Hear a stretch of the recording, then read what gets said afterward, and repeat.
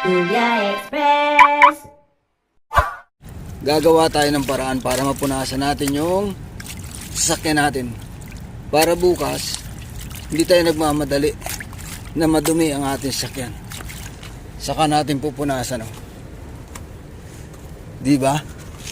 Mahigpit kasi ang gwardiya dito. Pag hindi mo tropa, hindi ka basta-basta makakuha ng tubig. Eh, mahirap naman kung pababayaan natin yung sasakyan natin na naglalamutik gawa ng tagulan. Swerte naman, yung cover ng sasakyan nagkaroon ng ipon ng tubig. Oh. Lilinisin na lang natin mamaya kasi may tira pa doon. Oh. O diba?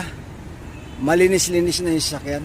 Pangugas lang natin ang kamay itong nahingi natin tubig sa guard. Oh. Diba? Tamang diskarte lang talaga.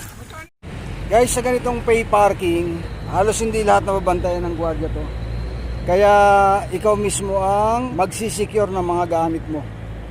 Bago ka umalis, siguraduhin mong nakalak yung sasakyan, nakapark ka ng ayos, kagaya na ito. Itong poste na to ang basihan ng linya ng inyong sasakyan. Oh. Dapat di ka lalagpas dito. Itong side na to maayos eh. Poste to poste. Oh. Kasi yung iba, tingnan mo, lagpas na sila. Itong ba na to, halos kalahati ng sasakyan, nakalagpas na.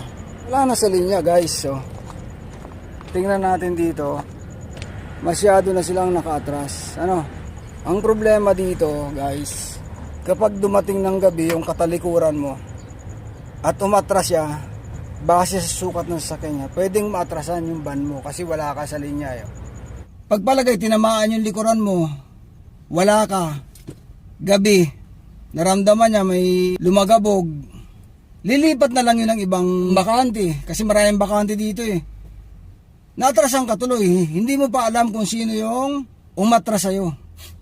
Kaya ang the best talaga, bago ka umalis ng parking area, siguraduhin mong nasa ayos yung parking mo, iikutan mo yung sasakyan mo para maiwasan talaga yung ganong mabangga ng kapwa nagpa-parking dito yung sasakyan mo.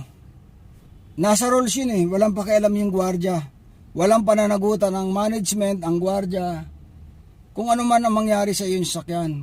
Yun lang guys, thank you for watching.